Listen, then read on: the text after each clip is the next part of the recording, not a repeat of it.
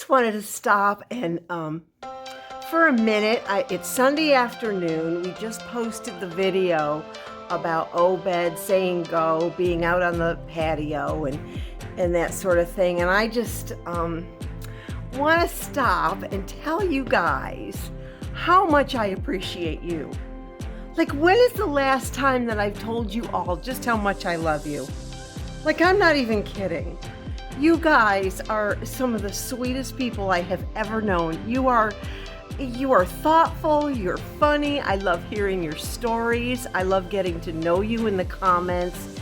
And I just thought, before I go get these kids their dinner, I just thought I would stop and say that to you. I want to start the week off like this week. You guys are awesome. I think we have got the nicest community of people on YouTube. Like, I'm not even kidding. You guys are amazing. I appreciate you all, and I just want to stop and say thank you. Your kindness does not go unnoticed.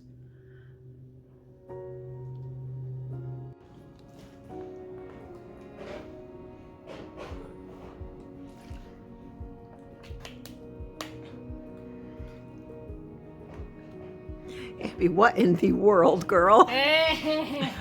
You need to take a breath in between each sip. You have a very interesting technique when it comes to drinking water, don't you? The girls were just having chips, and Bethany asked me if they could have some chips and salsa, so they're just finishing up their snack. And Abby's got her water. You think you're funny? You have a very interesting technique. Why do you drink your water like that? I don't. I drink too fast. I think you do drink it too fast. Sometimes you even get hiccups because you drink it so fast. But Abby, you know what you are? Yeah. You're very funny. You're very funny. Just be careful, okay? Because you could choke on your water even. No, that part's not funny. You're funny, but that part's not funny. You need to be careful, okay? Okay. Oh my gosh, you've been doing this since you were a little kid.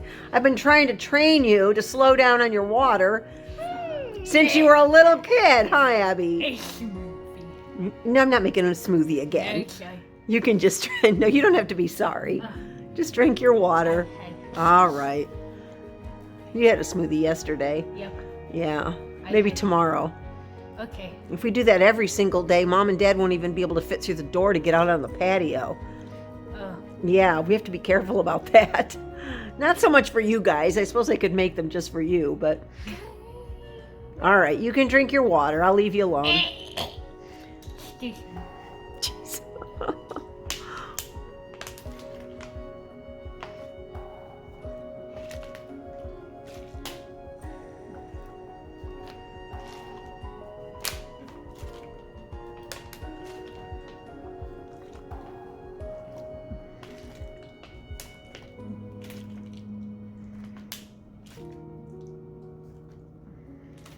Hey, Abby, try to put the bottle down in between sips, okay? I'm really afraid that you're going to choke on that. All right, now put it down. Take a breath.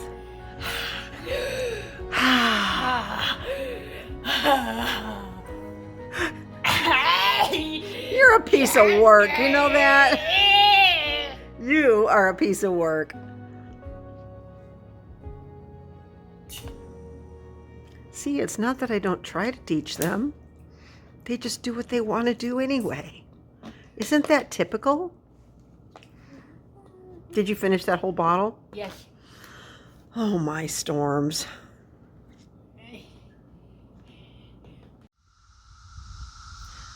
Well, so many of you have asked us to keep you informed about the cicadas. Apparently, you're really into this. So... Can you hear them? Can you hear the cicadas in the background? Getting louder day by day. Are they getting louder? Yeah. Still can't see. I haven't seen too many live ones. So this still. morning, Joel was here, and I wished I had the camera because there were some cicadas going after Arnie, and he was freaking out. He was afraid of them. He was trying to play with them, but he was kind of afraid of them. He's chicken. He's anyway. a big he just chicken. Likes He's to afraid play of with frogs. insects. I know. He likes to play with them. He doesn't do anything other than... And he's afraid of frogs and stuff. He's just afraid. It's hilarious, actually. He's pretty funny. How's that smoothie, Abs?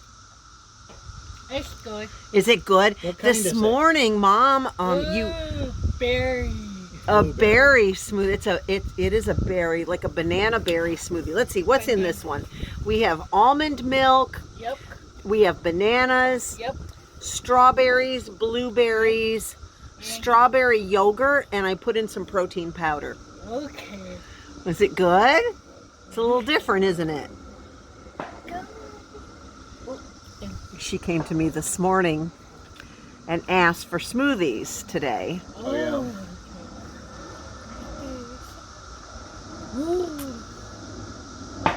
It's good. Is smoothies one of your favorite things, Abby? I know strawberry and blueberry and almond milk. You're remembering what's in there, aren't you? Good job. Jeez, Abs. Excuse you. Well, you heard it here, folks. We are unedited, unscripted, and I'm starting to I get throat freeze and brain freeze drinking these things. It's so good. these are good. They're very refreshing. Excuse me. Jeez, Abby, my goodness. All right, well, we're going to enjoy our smoothies, Yep. and we're going to listen to the cicadas. Okay.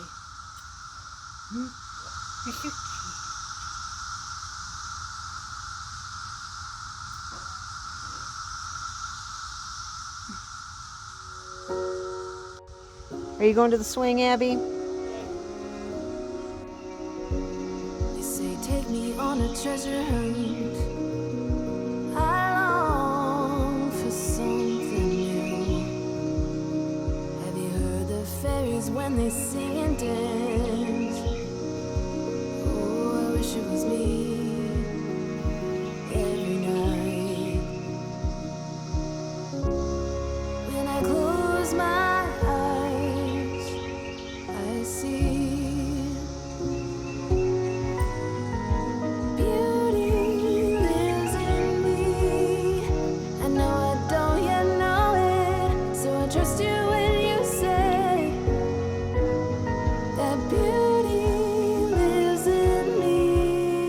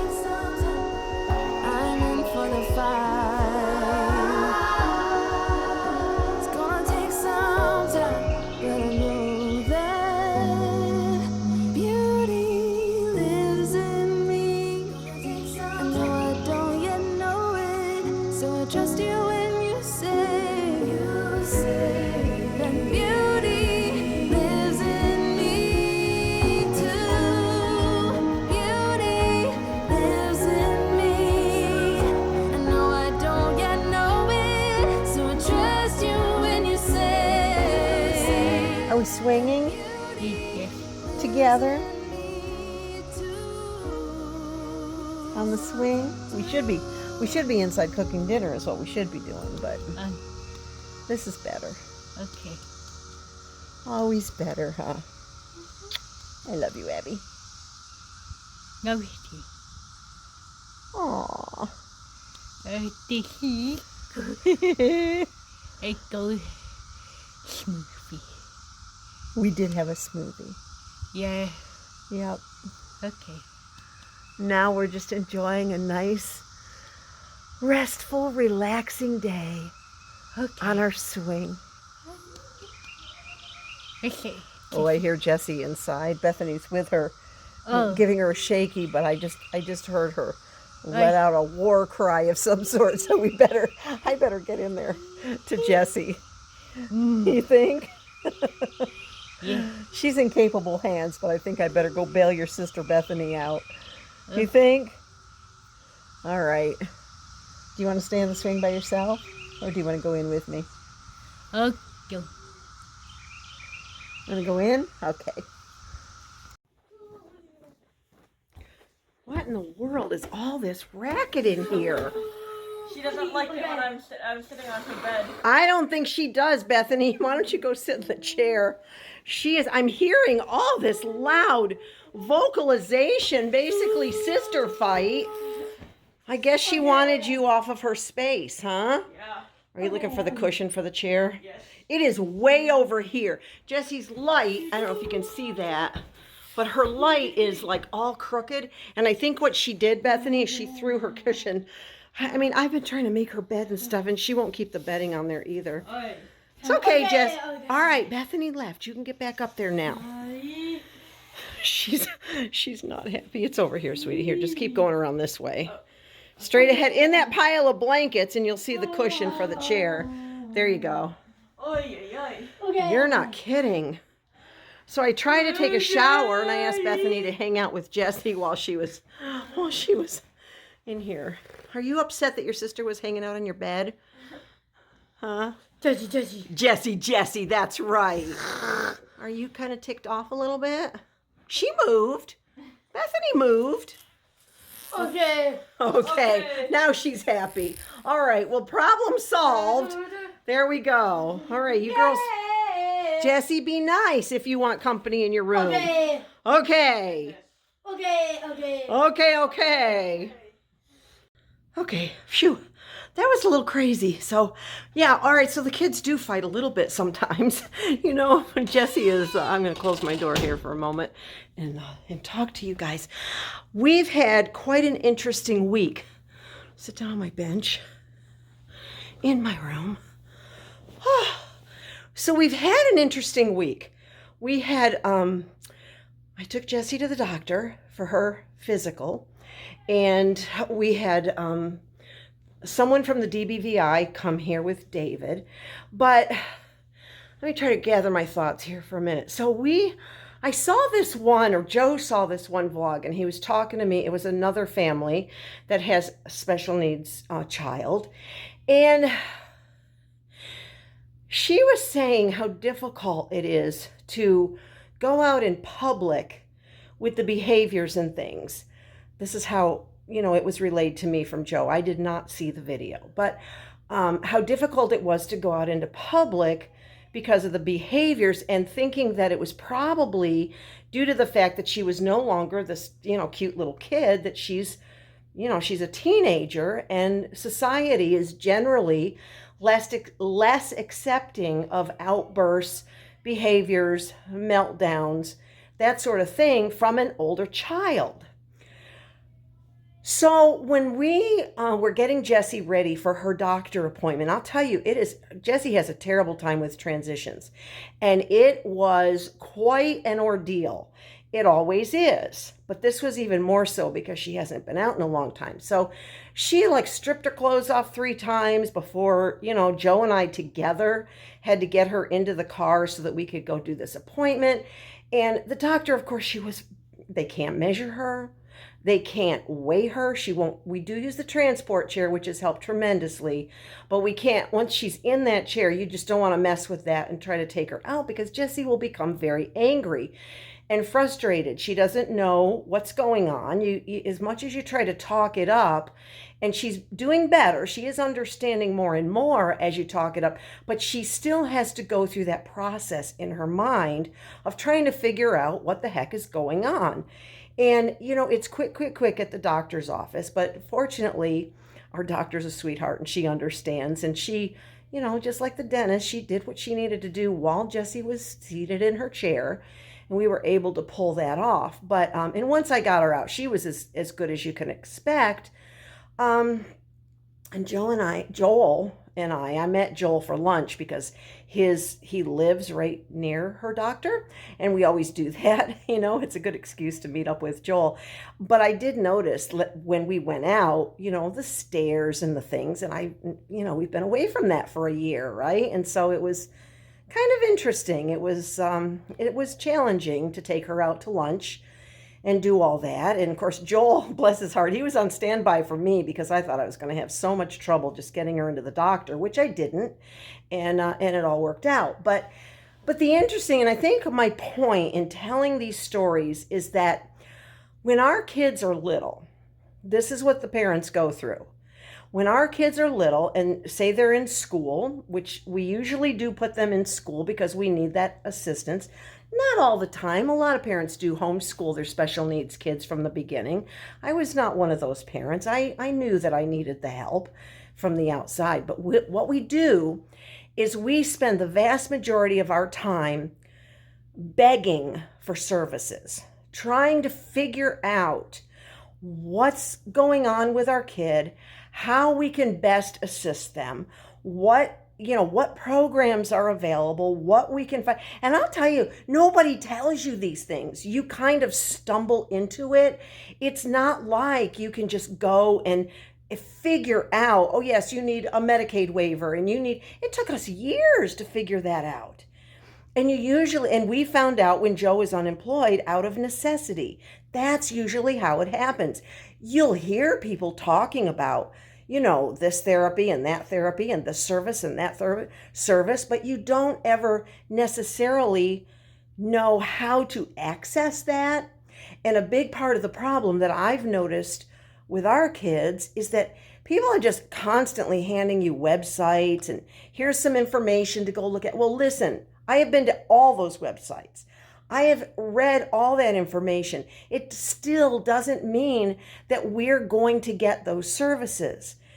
Now, this is something that the doctor said to me. She was very surprised. She's asking what's going on, how's our year, what are the kids getting, that kind of thing. And I told her about Zoe and that we have music therapy twice a week. And she was like, why only twice a week? And I said, well, because that's what we are able to budget for right at the moment, And she was shocked that we had gone down the private therapy route. Well, here's what I've learned through the years is that I know that through Medicaid or our insurance that the kids can get the therapies. I have no problems getting prescriptions all day long from my doctor.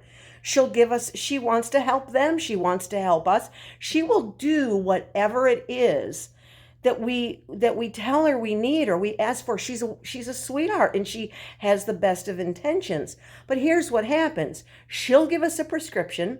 We submit it to Dad's insurance. They deny it. We put it into Medicaid. They deny it. We put it into Medicaid again. They deny it again. And this cat and mouse game goes on for months on end. Eventually, Medicaid usually will approve something. And typically when it's these kind of less than mainstreamed accepted therapies, such as music therapy, different kinds of ABA, that kind of thing, which we've never tapped into. We've never had the opportunity. What they will give you is a consult. They will approve you for consult hours, which doesn't really help because these kids need one-to-one therapy. And see, I knew that, being, I guess, somewhat seasoned, okay, I knew that this was going to be a crazy year. I had enough insight to be able to pull the plug and say we're withdrawing from school, and oh, let's not mess around with that. Let's just hire the therapist. Let's get these kids something, okay? But she's like, she thinks we should have therapy 5 days a week. She thinks that we should have, respite workers coming and going. My kids, Jesse and Obed, both qualify for respite care services, but guess what? It is not as easy to get the actual person in the house as you might think it is. There's competency issues, there's willingness issues. We tried for like a year and a half with Jesse. We tried with Obed. We've had a few people in and out of here, and let me tell you something, it was a nightmare. And it comes to a point sometimes where you just decide to say to heck with it and go rogue. Like, I know now that school is kind of coming back into session and things, I know that I can get some of these services through the school system, even though we are homeschooling Obed. I know that we still technically and legally do qualify, but I also know how hard it will be, A, to get the approval, and B, to actually get them to deliver the services, which, let me tell you something, didn't even always happen at school in person when it was on the IEP. I mean, we have just gone round and round with this stuff for years.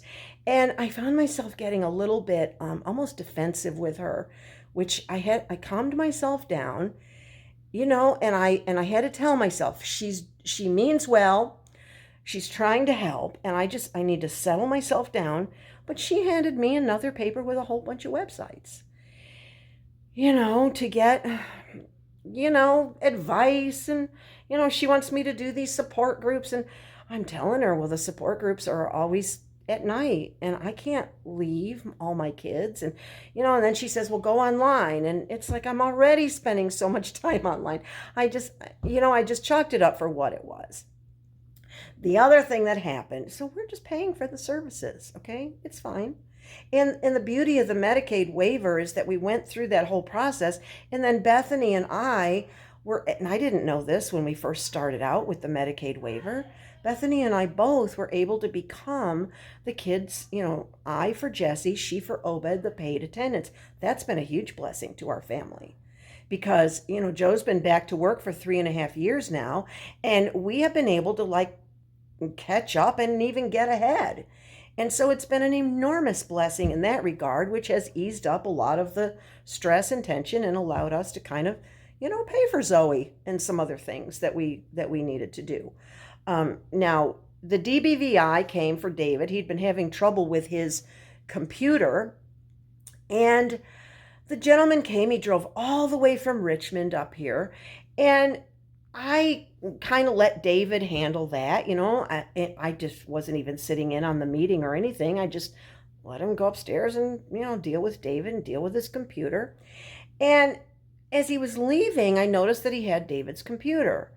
Now, this is a really old, really obsolete, really bad, really useless computer to begin with. So he was taking it to go do repairs, load up different software or whatever it is. I don't really understand a lot of technology, but I stopped him in his tracks, and I had to go full on mama bear with this guy. Because David, God bless him, he is so laid back, so easygoing. He doesn't want to advocate for himself. Now, he'll complain to us all day long. We hear about this stuff. We know what's going on and what the problems are. But David will not push the envelope when it comes to talking to the people who can actually get him the things that he needs. And he's having to learn that kind of the hard way. But I stepped in, went full on mama bear, and I said, oh, no, you don't. I said, this boy, he's entering his senior year of college. I said, he has done his part. This kid has gotten good grades. He's doing what he is supposed to do. The DBVI exists for people like David. And I told him, we have these other kids. You don't do squat for those kids. And they don't. The DBVI, the Department for the Blind and Vision Impaired, is there to help the more, let's say, higher functioning clients, the people who are in school, meaning college, And career people headed to careers. And the reason is to level the playing field and to give them the equipment, services, and whatever they need to bring their skills and ability up to speed with the rest of the population that will be competing for those, jobs and things. And I don't think it should really be this way, because here's what happens. My other kids are serviced through DARS, which is the Department for Aging and Rehabilitation Services, and they deal with people who have developmental delays, intellectual disabilities, that population, and yet they don't know the first thing about how to train someone who is blind, nor do they provide equipment for people who are blind, which is why the girls have had to buy their own Braille notes, and as expensive as they are, that's why they had to pay for them themselves, or we would have to, pay for them or whatever. But you can't. I mean, the new ones are like $6,000. They paid $1,600 or something, under $2,000 all in, and for older equipment. Okay, not the latest and greatest, which they don't necessarily need, but David does. So. And David, bless his heart, he told me that I embarrassed him and he just couldn't keep up that level of energy. And I just explained to him, it's hard for me too, David. But if you don't do it, your best is going to get given to somebody else who does advocate for themselves. It's a shame that these individuals have to fight, that parents and people who are living with disability have to fight as hard as they do for the basic equipment that they need to survive in life and to compete in the workplace. It is a rotten shame. But that's the way it is. And we do have to learn how to deal with that. Now, early on, we try to get these services so that, back to the beginning of my story, so that our teenagers and young adults are not in public with behaviors that are seen as being unacceptable to, the general population, who seems to still be ignorant and unknowing, as much awareness as we're raising about people who are living with disabilities. So it goes round and round, and that's the kind of week we had. And I don't usually like to come to you and talk to you about things like this, but it's like that. We are not complaining. We are not, we're going to do what we're going to do for our kids. But I think it's important for you guys. A lot of you know what I'm talking about because you are parents and you are individuals living with disability.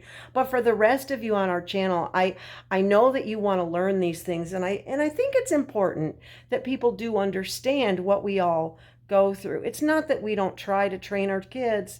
It's not that we don't try to get them the equipment that we need. We do. And the average person, can't really afford to do that. Well, now that my husband, we're very blessed here. And now that he's back to work, my inclination, and that we're getting ahead and everything, my inclination is just to go do it ourselves and to save ourselves the stress and the headache and the agony, and try to enjoy life a little bit more as a family. So there you go. That's my spiel for today. That's what we've been doing this week, and it's all good. See you next time. Every change has a reason.